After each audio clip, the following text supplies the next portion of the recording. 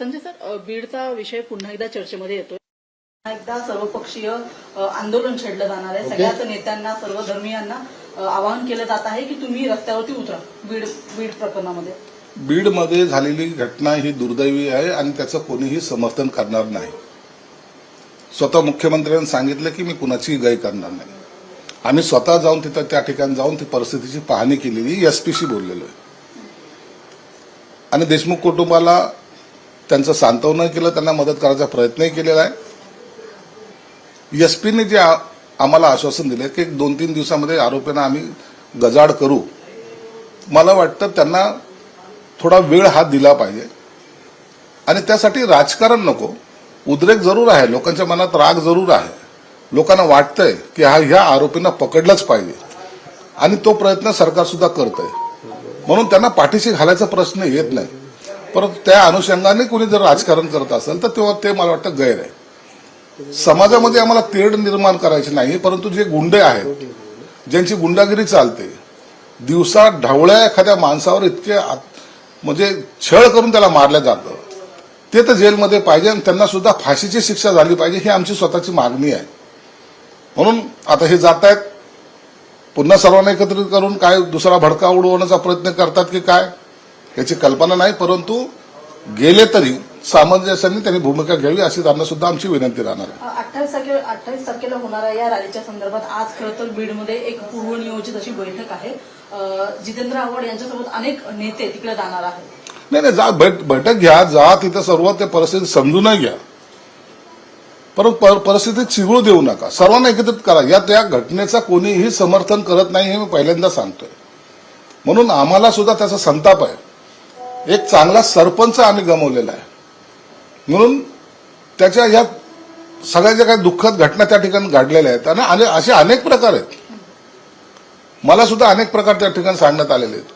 म्हणून आता नवीन आलेले एसपीला काही जबाबदारी आपण जी दिलेली आहे, सरकारने जी जबाबदारी दिली ती ते पूर्ण ताकदीने पार पाडतील असा आम्हाला विश्वास सुद्धा आहे. सर, आपण संभाजीनगरमध्ये काही वसतिगृहांना आपण भेट दिली, तिकडचा आढावा घेतला कामाचा. मुंबईत सुद्धा वरळी असेल, चेंबूर असेल, अशा ठिकाणी काही वसतिगृह आहेत जी कायमच तिथे विद्यार्थ्यांची तक्रार असते अनेक. तुम्ही त्या ठिकाणी सुद्धा पाहणी करणार आहात, भेट देणार आहात? हे बघा, उद्या मी पदभार स्वीकारतोय, सर्व अधिकाऱ्यांना बोलवलेलं आहे. यानंतर 28 तारखेला मी पुण्याला सर्व समाज कल्याणच्या अधिकाऱ्यांना बोलवतोय आणि सांगून नाही तर अचानक या सर्व वसतिगृहाला भेट द्यायची. काल ज्या वसतिगृहाला मी भेट दिली त्या अधिकाऱ्यांच्या नंतर ताबडतोब बीएडसीचे सर्व अधिकारी गेलेत. मला प्रस्ताव रिवाईज करून पाहिजे आणि त्यांना उद्या मी मंत्रालयात बोलवलंय. त्यांना जे काही निधी पाहिजे उद्या तातडीने उपलब्ध करून त्याचं काम चालू होईल. त्याच प्रकारे असे अनेक वसतिगृह आहेत ज्या ठिकाणी खरंच विद्यार्थ्यांची गैरसोय होते, तिथं अत्यंत घाणेरडे वातावरण आहे, ते सगळं बदलण्याचा माझा प्रयत्न राहील आणि त्या ठिकाणी जो दोषी अधिकारी जर आढळला तर त्याच्यावर कारवाई निश्चित केली जाईल. जेवणाचा दर्जा खालवलेला आहे. जेवणाचा दर्जा काय, त्यांच्या राहायची व्यवस्था जर तुम्ही पाहिली, काल जे मी प्रकरण पाहिलं तिथं अवस्था जर पाहिली तर मनाला वेदना होत होत्या. मी उगाच चिडत नाही कधी, परंतु ते पाहिल्यानंतर तिथं कसे राहतात ते विद्यार्थी हा प्रश्न होता. म्हणून ह्या महाराष्ट्रातले सगळे वसतिगृह हे चांगले असले पाहिजे, म्हणजे चांगल्या अवस्थेमध्ये असले पाहिजे, हा माझा प्रयत्न आहे. नक्कीच मनोज जरांगे पण बीडला जातात, आता परभणीला पण भेट घेणार आहे, त्यामुळे कुठेतरी माणुसकीच्या दृष्टिकोनातून सर्वांनी जावं. मी जायला कुणाला विरोध करत नाही किंवा कुणी जाऊच नाही असं मी म्हणत नाही. जावं, गेलं पाहिजे, परंतु त्याचा इतर राजकारणी लोक फायदा उचलू नयेत याची सुद्धा दक्षता त्यांनी घेतली पाहिजे. नवीन वर्षामध्ये मद्य परवाने मिळणार आहेत आणि अशी माहिती समोर येते. यावर संजय राऊतांनी टीका केली आहे. संजय राऊत म्हणतात की लाडक्या भावांना, लाडक्या बहिणींच्या नवऱ्यांना दारुडे करण्याचा हा सगळ्या सरकारचा कट. अहो, यांनी जेव्हा सरकार होतं त्या टायमाला नाईट लाईफ सुरू करायचा प्रयत्न केला होता.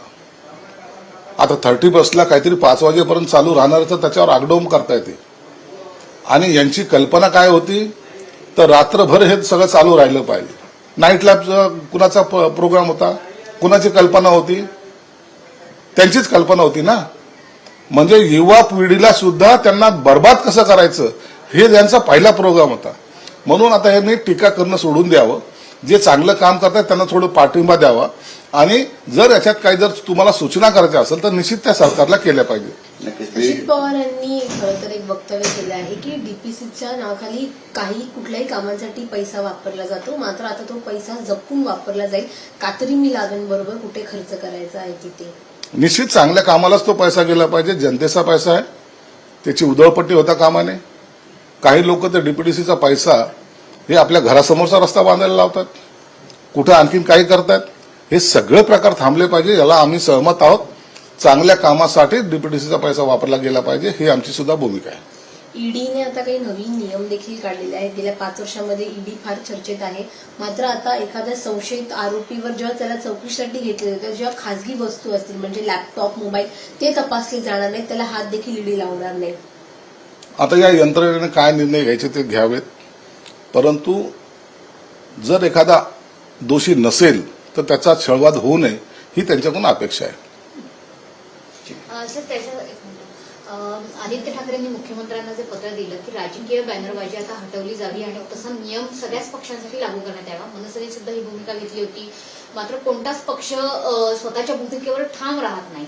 तर आता सरकारमधले मंत्री म्हणून तुमची काय भूमिका आहे? राजकीय बॅनरबाजी हटली पाहिजे, ते विद्रुपतेचं लक्षण असतं. काही दिवस ते चांगलंही वाटतं, परंतु याबरोबर राजकीय भोंगे सुद्धा हटवले पाहिजेत. हे सुद्धा त्यांनी त्या पत्रामध्ये लिहिलं पाहिजे होतं. सकाळचे जे भोंगे वाचतात ना, त्याच्यामुळं अनेकाचं मानसिक संतुलन बिघडायची वेळ आलेली, इतका तो भोंगा वाचतोय. त्याच्यावर पायबंद घालण्याचा सुद्धा त्यांनी त्या पत्रात उल्लेख करायला पाहिजे होता. नक्कीच, पण बीडमध्ये राष्ट्रपती राजवट लावण्यासारखी परिस्थिती निर्माण आता हे झाली. वेडेपणाचं लक्षण आहे. एखाद्या जिल्ह्याला राष्ट्रपती राजवट लागते, हे बाबासाहेबांच्या घटनेमध्ये तर लिहिलेलं नाही. म्हणून ही घटनेचा आदर करतात का त्याचे पायमल्ली करतात का त्याचा विरोधाभासात वक्तव्य करतात माहीत नाही. पण असं कधी देशात कधी घडलं नाही. म्हणून यांनी यांचं डोकं थोडं तपासून घ्यावं. नक्कीच. दीपक केसरकरांचं एक वक्तव्य आहे आणि दीपक केसरकर म्हणतायत की मला मंत्रिपद मिळू नये यासाठी बऱ्याच लोकांनी प्रयत्न केले. त्यांचा रोख नेमका कुणाकडे, यावर त्यांनी काही भाष्य केलं नाही.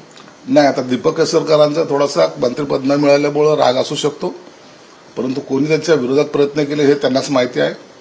परंतु ते साईबाबाचे भक्त आहेत, त्यांच्यावर अन्याय होणार नाही आणि साईबाबा त्यांना तारून नेईल एवढं मात्र निश्चित आहे. ते म्हणतात की माझं मंत्रिपद देवच देणार आहे. आणि केंद्रात माझे चांगले संबंध. हां. त्यांचं मंत्रिपद देव देणार, देवाच्या आशीर्वादामुळेच पहिलं मंत्रिपद मिळालं होतं आणि केंद्रात त्यांचे संबंध चांगले हे कोणी नाकारत नाही. एक अशी याला धरून आणखी एक चर्चा आहे रामटेक बंगल्याची सध्या. कारण जो या बंगल्यात जातो त्याची गच्छंती होते. छगन भुजबळ गेले, आता मंत्रिपद मिळू शकलं नाही. दीपक केसरकरांचं मंत्रिपद गेलं. आता बावनकुळे पण म्हणतात की तो बंगला नको अशी माहिती मिळते. तर बंगल्यामध्ये काही आहे का, असं काही रहस्य लपलंय?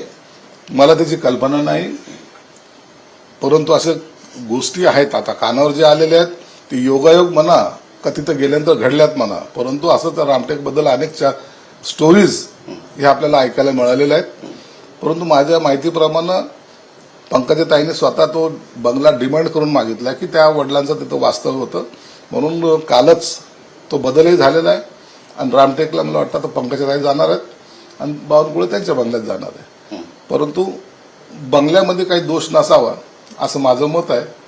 पाहूया पुढे भविष्यात काय घडते ते. नाही, पण जे कॅबिनेट मंत्री आहेत शिवसेनेचे त्यांना मात्र बंगले नाहीये, त्यांना फ्लॅटमध्ये त्यांची बोळवण केली असं वाटतं का? म्हणजे त्या बंगल्यांची भीती वाटली म्हणून मग फ्लॅट बरे असं काही आहे का? नाही, तसं काही असेल तर मला द्या, मी जाऊन राहतो. रामटेक रामटेकला राहतो काय, तुम्ही म्हणाल त्या बंगल्यात राहतो. भाऊ मला त्याची भीती वाटत नाही. काही सरकारची ऍडजस्टमेंट असते, त्या ऍडजस्टमेंटनुसार हे बंगले वाटप केले जातात. म्हणून त्यात एवढं काही वाईट वाटण्यासारखं नाही. एक मंत्रिपद मागताना आम्ही आग्रह करायचा, त्यांच्या मागोमाग त्यांना सांगायचं मला पाहिजे मंत्रिपद, आणि मंत्रिपद मिळालं तर बंगला चांगला पाहिजे, बंगला चांगला मिळाला का मग गाडी चांगली पाहिजे, गाडी चांगली मिळाल्यानंतर आता पीए जे आहेत तेच मिळतील, त्यांना काही बदलता येणार नाही. म्हणून असे सर्व ऍडजस्टमेंट करावी लागते, परंतु असं इतकं हट्ट धरणं योग्य नाही. ठीक आहे.